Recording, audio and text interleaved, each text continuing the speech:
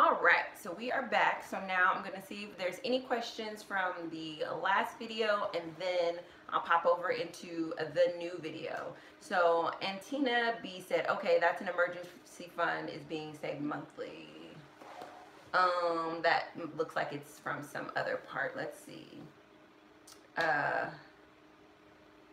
Okay, I understand paying debt. Are you placing anything? Okay, so Antina said, okay, I understand paying debt. Are you placing anything into savings, or are you spending the entire $6,000? I'm just coming in, so I missed it. So my emergency fund is fully funded. I have $1,000 set to the side. The entire time while I'm on baby step number 2, that is all that I will save is $1,000, and all of my extra money is going to be paid towards debt. I will not be saving over $1,000 during this period of time while I am aggressively paying on my debt. But that's a great question. And that is not because I've just decided to do that. It's because I'm following a plan by Dave Ramsey called Financial Peace University. Andrea Frazier said, love the way you handle unexpected bills. Thank you. Thank you. And you guys can start dropping in your questions. I shall answer them until we have none to answer. LaShawn Stewart, how can I convince my partner that budgeting is a great way for us to become debt-free? By example. Nobody, more is caught than taught. Nobody wants to hear you when you say that, oh, if we crunch this, if we move this. Nobody wants to hear that. No adult wants to hear you can't have what you want. You went to work for 40 hours this week. By the way, you can't have that thing. No adult, man or woman, wants to hear that. So the way that you convince your partner is by example. And so what I mean by that is, even if you guys share finances, when you're doing the budget and you're allocating that for you, the specific things that you get for you, like that Ben and Jerry's ice cream that you know is only in the grocery budget because that's what only you eat, or that extra money that you set aside for you, you start to budget yourself in the stuff that you spend on spending for you. You do it for yourself, and by example, when your spouse starts to ask you, okay, honey, why aren't you getting your Ben and Jerry's? Just say, oh, because I want to put more money towards our debt, and I realized that, like, I'm basically spending $50 a month on ice cream, so I just started to drop it on there. See, our Visa balance is going down now. And so when you're informing them about the budget, it's from a place of inspiration and action that you've already taken. But you don't do it in a snarky way where you're like, I have given up Ben and Jerry's for 6 months. Why are you not inspired? Like, it's just, what are the places where your spending is just on you? Like, do you get your nails done? Do you get your brows done? Like, the edits where you can budget your stuff. Don't try to change their stuff, because usually what people do is they're like, oh my God, my husband spends $3,000 a month on this. We don't need that. We should cut that. But then you're not cutting getting your nails done, getting your hair done, you're not cutting your stuff. So I would say you budget your personal stuff. Even if it's inside of a shared financial household, there are things that you spend money on that are just for you, and you make those changes, and you don't do them with resentment, you don't do them with anger, bitterness, you do them sort of the same way. Like, I cut my own hair, but you don't see me coming on here like, I can't believe I gotta cut my own hair. No, I come on here as if I went to the barbershop and somebody cut my hair. I don't get my eyebrows arched as much as I want. I get them arched enough so that I look decent. I don't necessarily have the makeup brands in my cupboard that I want. I have quality enough makeup to where, so it's just like, you begin to make those adjustments and let your action towards the budget inspire your partner.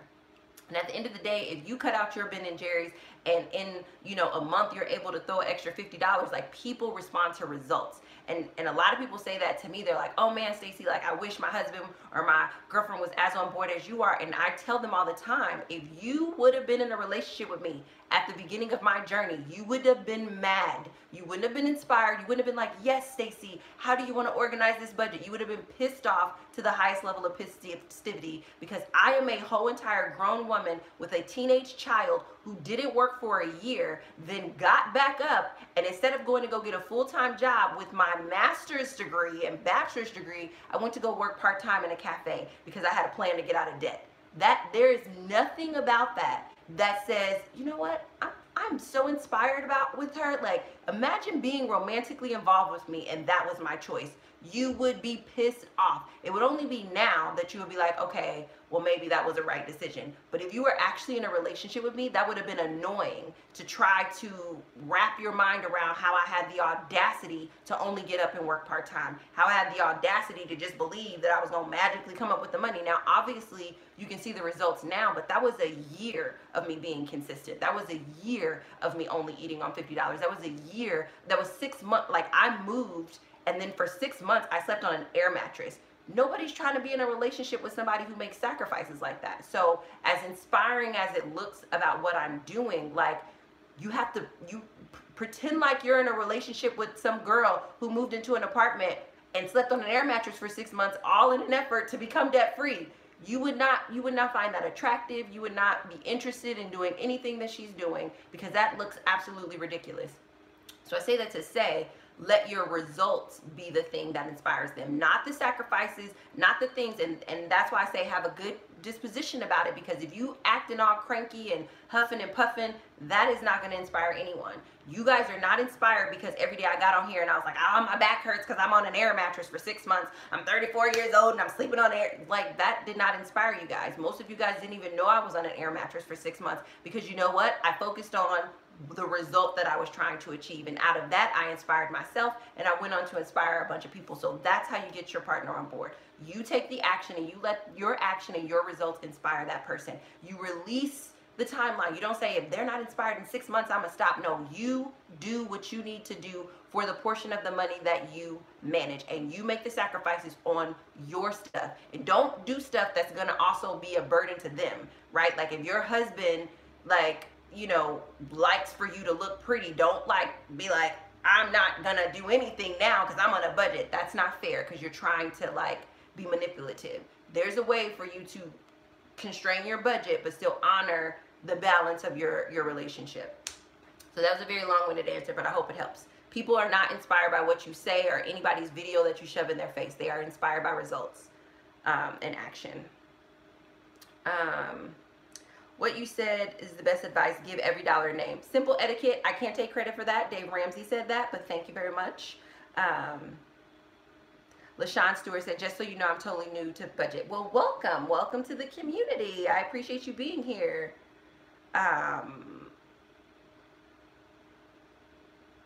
So LaShawn Stewart, I just did the budget as if I was paid bi-weekly. You still do the quick start budget, you do the cash flow, and then you break it into your bi-weekly pay periods.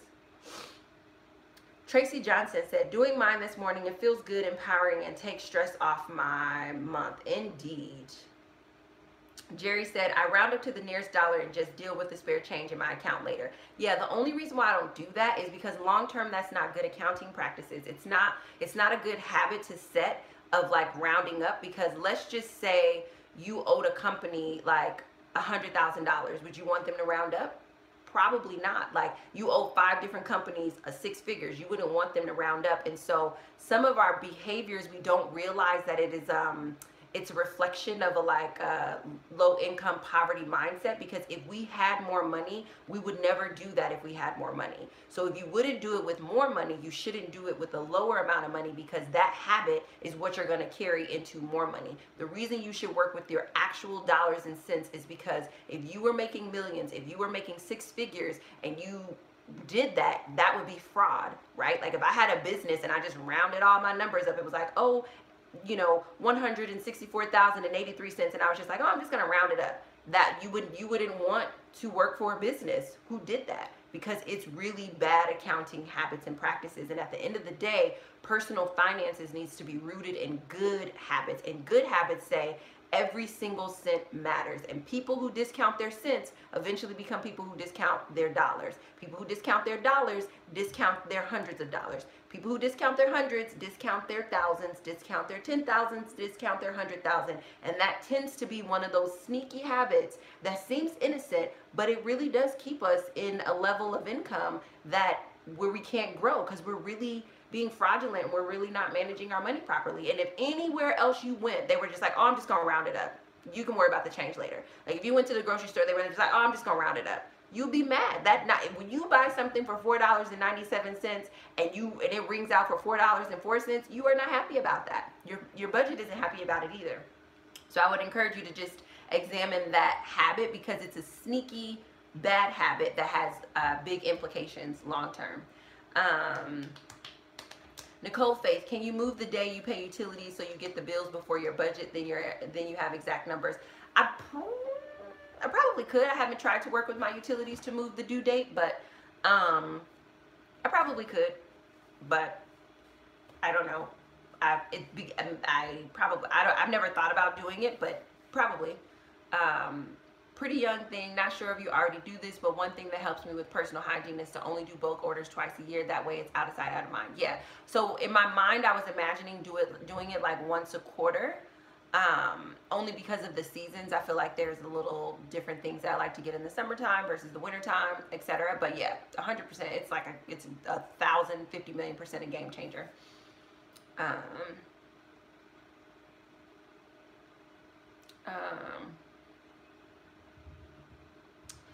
um, Nancy said, why do you have business expenses with your personal money? Because this was a old business expense from a company that was liquidated that was converted into a personal liability. That's why. Miss T said, are you paying collections or just current bills? Just current bills. But I will pay off all of my collections. But it's not a priority for right now. So everything that I'm speaking of when I'm like, oh, I have $200,000 in debt, that's all active current bills.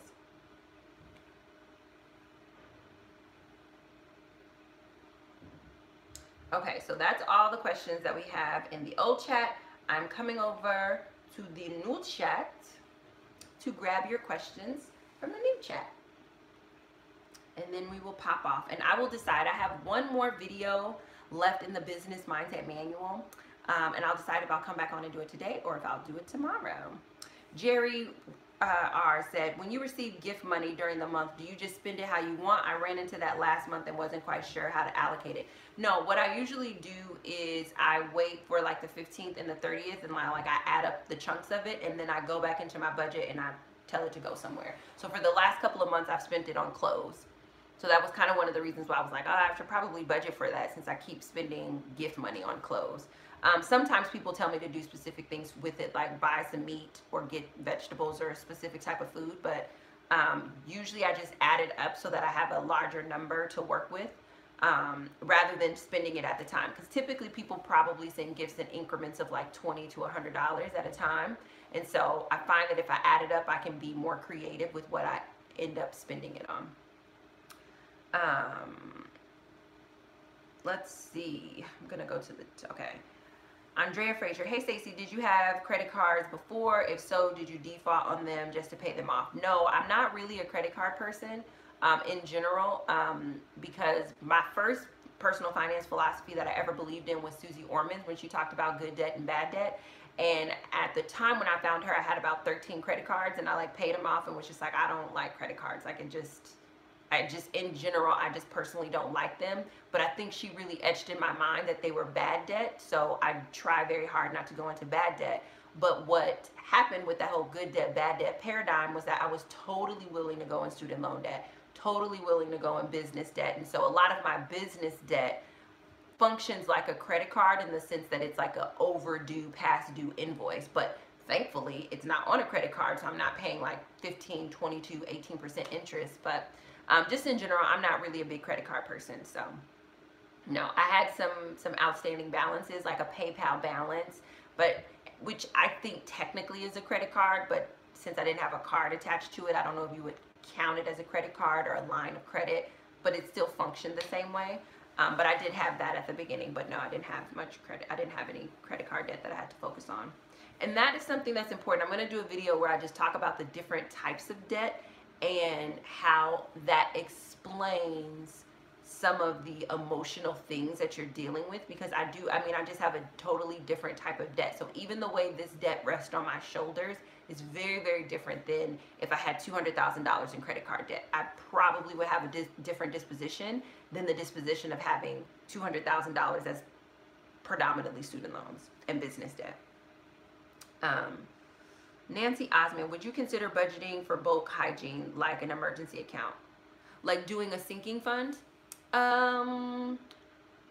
Just because my income is high enough to be able to handle deciding to put $150 to $300 in a month towards it and not experiencing it, that's the only reason I wouldn't do a sinking fund, because like I make enough income to just make that decision inside of the month.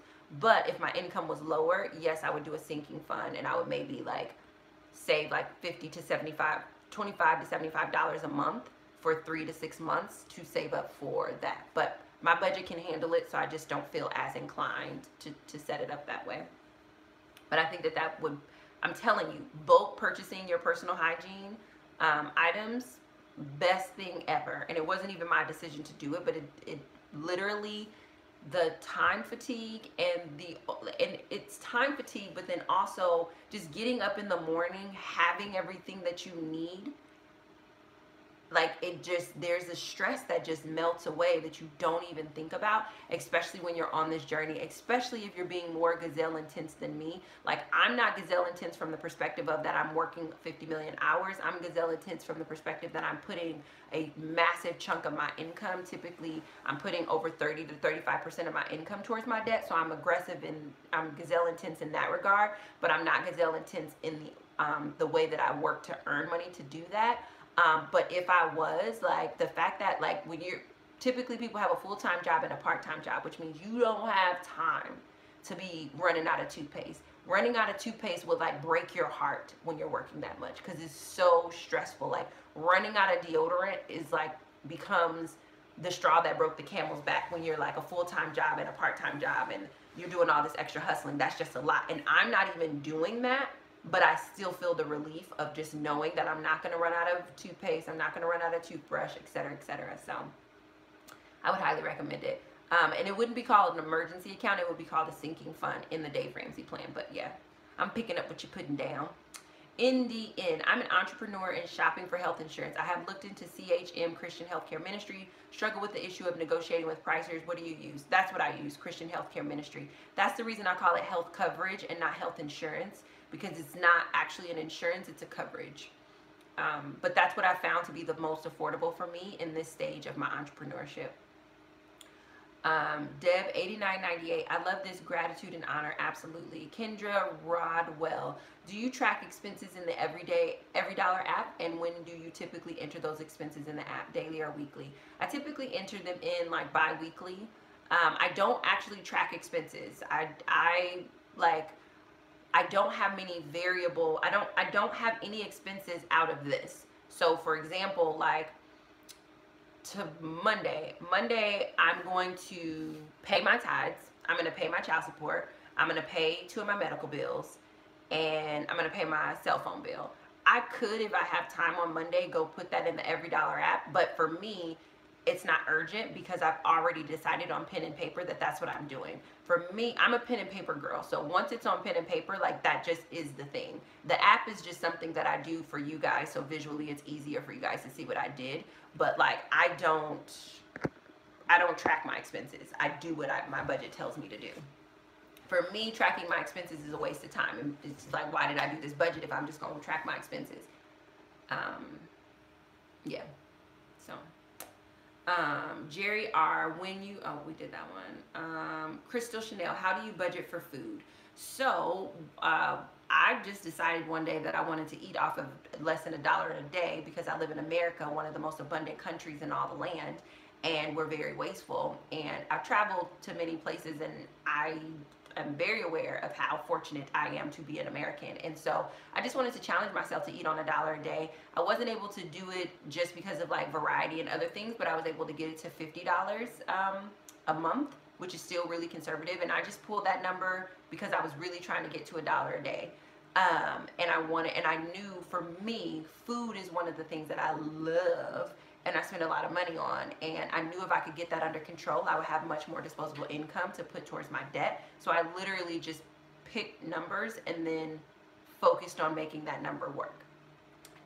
Recently, this year, because I changed my lifestyle into me adding fitness as a way to manage stress and build the sexiest body of my lifetime, I did have to dramatically shift my food budget from $50 a month to now $200 a month to allocate for the calories and the nutrition that I need so that I can keep working out. And so basically what I did this month in March is I just took myself off of a budget and I just said, spend whatever you want to spend so we could see what your body is saying it needs and how much your body is saying it needs, so that I could see what my benchmark really was, rather than trying to just pick a number. I couldn't, because the lifestyle was like that dramatic of a shift. And so this month I just let myself buy whatever I wanted to buy, eat whatever I wanted to eat how often I wanted to eat, etc. And then I looked at that number, and then from that number I looked at my behavior, what the food choices were, yada yada yada, and then I came up with the number. But it's really about sitting down and thinking, okay, what do I need to eat versus what do I want to eat, what would be nice to eat, and going from there. And I think what I realized before is I actually had a very, I think the word is sedentary lifestyle. Like, I didn't do much, right? I was sick. I barely had enough energy to like walk. Like, I barely had enough energy to do anything. All I had the energy to do was go to work and come home and sleep. And so I didn't have an active lifestyle, which is one of the reasons why $50 a month worked, because I wasn't really exerting very much energy on a day-to-day basis. It's not going to work now because I move quite a bit. I do way more stuff with my life now. So you just have to think through that. What's your lifestyle? What foods do you love? And adjust accordingly. Jacqueline Zamora. Now that you're studying college, you give him student loans and spending. No student loans. And I would definitely say no student loans. Like, if my son wasn't going to do sort of the student athlete route and he was just a traditional student going to college, and I didn't have any money set aside for him to go to college, I would advise him to go to community college and get the prerequisites as fast as possible. Like, his senior year, we would at his school, and he's actually going to do this at his school. His senior year, you can take like college courses, like you can take college level English, college level this. So I would have him get those prerequisites out for free in high school, and then if we really didn't have the money, spend a year at community college paying out of pocket to get all of his prerequisites, then transfer to the 4-year school of his dream with a high GPA on scholarship, and then get his collegiate experience for the next 3 years. Like, because mostly what people are paying for when they go to college is the college experience. And I think the college experience is an amazing time, and I do think that it's valuable. But in hindsight, I could have saved myself at least 20 grand if I would have taken care of my prerequisites and then taken my major courses at the institution that offered me that major. I would also tell him to understand that a bachelor's degree doesn't translate into dollars and cents. So I would pop that bubble real quick, because I think a lot of people experience so much disillusionment, especially around their student loans, because they think a bachelor's degree is a key to several doors, and depending on which door you put that key in, that's what's going to determine your salary. So I would just give him the truth about that. But in general, I'm an advocate for education. I do think our education system needs a little bit of a shift, especially at the collegiate level, because some of the modalities for teaching are a little bit outdated in terms of like being able to keep up with the current economy that we're in and whatnot. But overall, I would encourage him to prerequisite at a community college, pay that out of pocket, be super, super intense for a year, and start college as a more mature sophomore and go ham in his collegiate experience. And if he was going to go to a private school, that he was going to be scholarshiped into that private school as opposed to paying for it via student loans. And also, because I was first generation, so I have a little bit more grace, although I would prefer first generations not have to, have a little bit more grace for first generations taking out loans, because sometimes that really is our only option.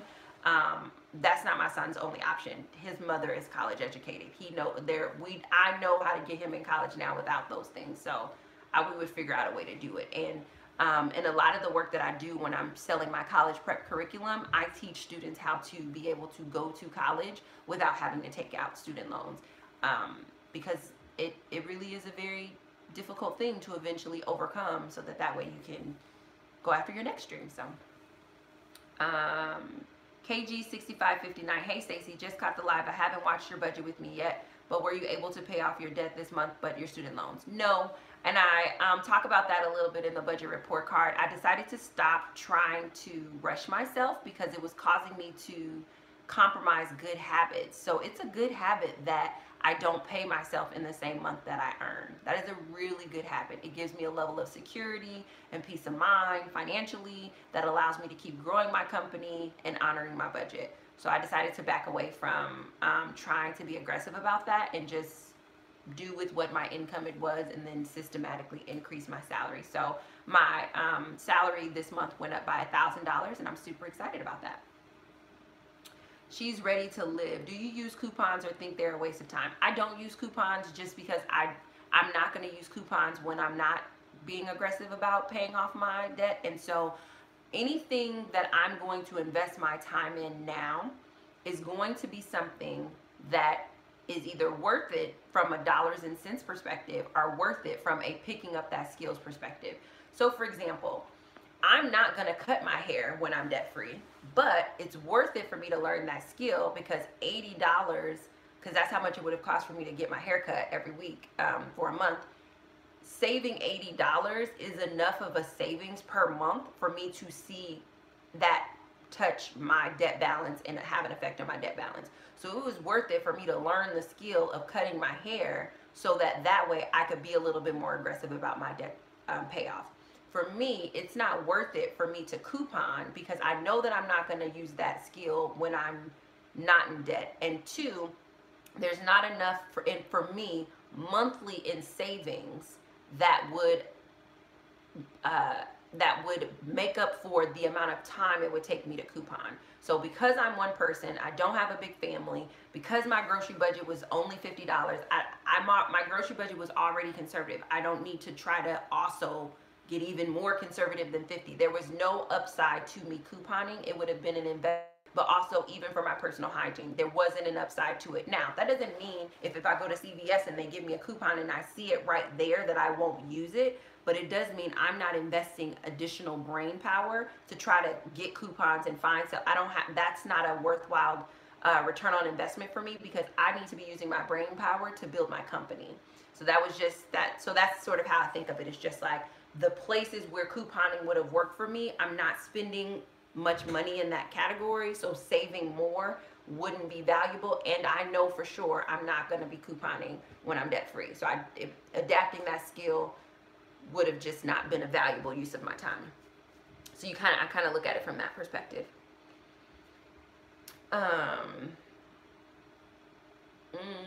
Nancy asked me, what do you project your income will be in the next 6 months? Probably $20,000 a month. Nancy Osman, that's the question. Jerry R, I have a trip coming up in May. Do I just allocate the funds in my monthly budget? I don't have a travel fund set aside. Yes, so you can save some money here in April to put towards that and then also allocate it in that month, yes. So it would kind of be like how I did my Christmas budget. Like, I didn't save for my Christmas budget. I just gave myself a JW Van Minimal. I hope I didn't miss too much. I don't think so. This is just the Q&A portion. Andrea Frazier, where do you order your hygiene from bulk? So the person who sent me the hygiene in bulk, she got all that stuff from Target. I'm going to price compare from Target and Amazon and see which one I get the better deal on. Miss Herbert's to you. Miss Herbert's to you. Good morning, beautiful flower. Shout out from Jamaica. Hello. Thank you, Jamaica, for being in the house. So it doesn't look like we have any more questions. If that is all the questions that we have, I will leave you guys to enjoy the rest of your Saturday. I love doing this. I appreciate your support.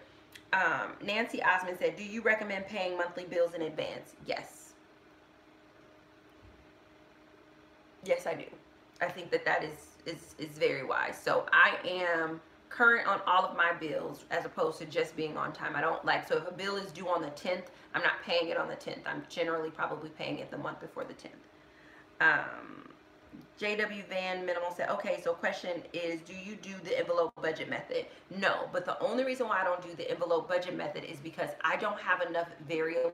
Only two places where cash would be appropriate is my pocket money and my grocery money. It's the only two places. So in that regard, I put cash in there, but like I don't have to pay for gas, so I don't need a cash envelope for gas. I don't have a restaurant budget, so I don't need a restaurant cash envelope. My personal training, gym, all that stuff is automatically debited. For the most part, all of my expenses my utilities are automatically debited. So there's nothing that I'm spending cash on. where I would need an envelope. And one of the blessings and benefits of the cash envelope is for people who have a tendency to overspend. I don't have a tendency to overspend in the sense of like, I said I was only going to spend $50 a month on groceries and I spent $100. I don't have a tendency towards that. So even if I did have those variable expenses, it probably wouldn't be as helpful to me as somebody who had a spending problem. My money problem isn't really spending. My money problem is more so management. And that's why you guys see me working that through with you guys here online and being my accountability. But like, I just don't have enough expenses. But like, maybe if my son was here, I would, you know, do a cash envelope specifically for him. But I mean, what would I, of the expenses that you guys saw me talk about, what would I convert into cash, and what would be the value of doing that? For me, there would be no value, because I don't overspend, and two, I don't have enough variable expenses. But maybe like, you know, when I start making enough money and I have like a personal development budget, or if I get a dog or something like that and I want to treat my dog or something like that, like maybe. But right now I just don't have cash worthy expenses, because I don't have enough variable expenses that come out. Joanne Murtry said, thank you, Stacey. Look forward to receiving the business manual. Yes, I'm super excited. The business manual is going to be in your inboxes on Monday. It's so beautiful. It's so wonderful. I'm really proud of this.